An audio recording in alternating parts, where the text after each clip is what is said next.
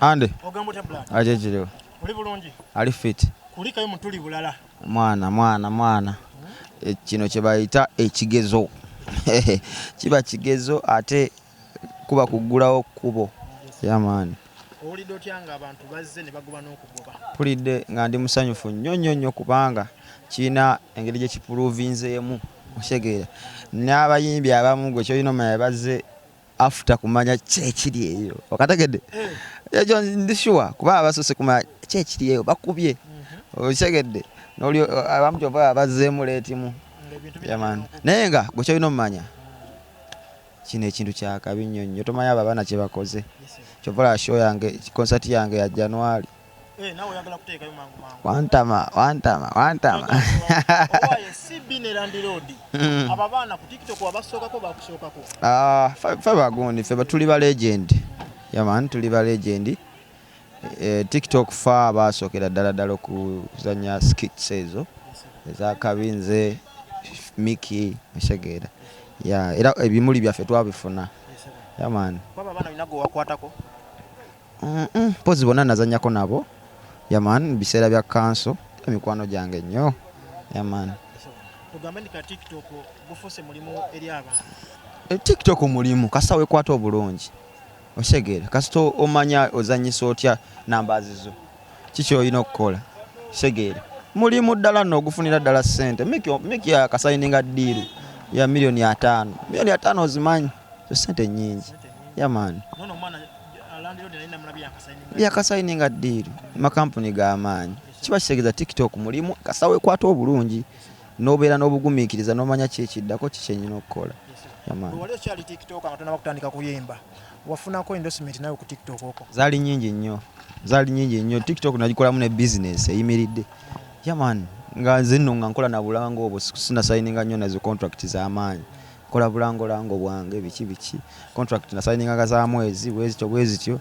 Nenkoleramu ddala business. So TikTok mulimu kasitoba ngo ozanya content ng'omuntu akulaba ngo osobola creatingira business ye kasikiti akalungi nafuna ku bantu. Yamaani. Ate lwaki wavaayo wali ebintu ebifuna okudde no mu music omuli enkokola? First of all nze nesaasiramuko kale kubanga TikTok eyo emanyo disappointinga muko nti buli kanako olina okukola content eshegeera ate nze already nalinamu ekitone kyange ekyokuyimba so we nafuna numbers zange nengamba kankyameko eri ate nayo ntayizeeyoko tomanya era mukama n'ayamba bibino tubikola. Yamaani. Lwaki abamu bajja ku TikTok n'amaanyi n'abeera w'amaanyi okumalawo emyezi nga 3 oba 2 abula tetuddamu mulaba? Yiga Sharifu si content creator anti. Teyali content creator. Yiga Sharifu yetetenkanya wa bigambo. Chegeera bigambo kati bigambo bisobola okuggwaayo. Chegeera osobola okujja n'ovuma. Kati wojjukira buli wovuma onyiiza abantu. Abantu batuuka ne baggwaayo. Buli gw'onyiiza tadda. Chegeera. Ate yenga Yiga Sharifu yayinamu teyali musajja mulambulukufu nnyo. Chegeera yalaga nnyo ebintu by'obye kuba bayiga Sharifu batulaga ate ffe ekkubo. Kubanza Yiga Sharifu namwegayirako tukole naye ka video. Okategedde si kugaana yajja ne tukola naye nga ate apushinga kunze nga nze mwerippako nfune ku numbers ze. Okategedde okitegedde ne kati kimalamu nnyo amaanyi okulaba nti essaawa eno ali nowhere to be seen ate wuuyo bamusibye wuuyo babikoze eki ate kati Yiga Sharifu senga ye TikTok omugagga wano muki gwe tuyina wano e Uganda. Omanyi lwaki?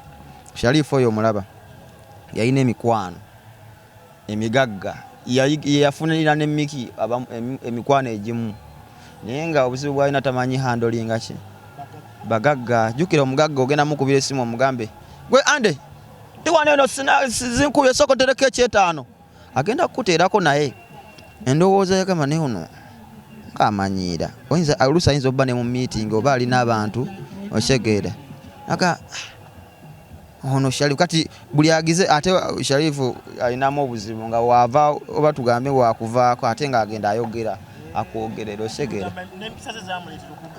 So kati ye nga ye Sharifu w'amaanyi kuba abantu bamumanyi nejjasa abantu bagenda bamuvaavaako olwa ye nga ye engeri gyekwatamu oshegeera kuvuma kuwemula kola biki ate ebyo bituuka ne bikola ki ne biggwako. Muganda nga tumaliriza ku kivulu kino nkulabyeko ne mukazi wo Agatha mwazzeemu. Omukyala mwetondedde era ng'omuntu era nga ye omuntu gwamazeeko naye ebbanga osegeera alina okukola ki okunsonyiwa munnange osegeera yamaani okutonda kubadde kutya. Yazze koza akolera wano mu tawuni botiki ye eri wali eno ku Pioneer Mall shop PH49 awo Pioneer Mall ekizimbe ekipya so kati asaze busaze najja wano ngenza olangera nga ali awo mu maaso osegeera ebyali byakugobya togenda kuddamu bikola sebo ebyokusanga n'obupale bw'abakazi abalala baby ita kati neta yogera togenda kwogera jangu baby jangu ko wano kazini jangu essimu kweri oli superstar tewalaba bali nga bakwatira essimu ku gundi n'ogikwata owayo webali kusonyiwa mwami tomubuuza ekyo buuza nze azerabikako obulabisi nsegere siwa bigambo nnyo mwami bate tomumisinga eyo gy'obadde onobedde. I will always miss my baby. Yeah. So you love him so much? I love him so much. Atugambye nti byakola tagenda kuddamu bikola yategedde ensobi ze.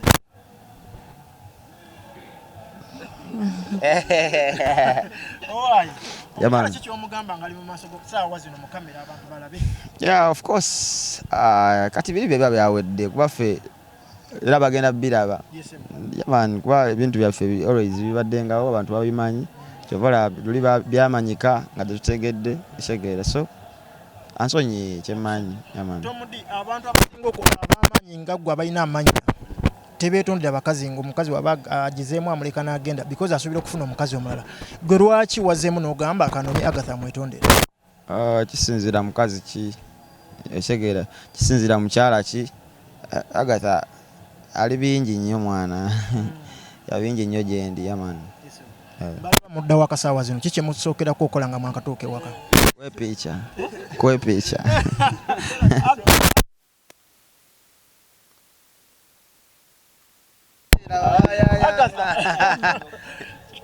mbwe omwami obadde omumisinga agambye ebimutuuka amugenda kukweraga mukwa Tajja kulya.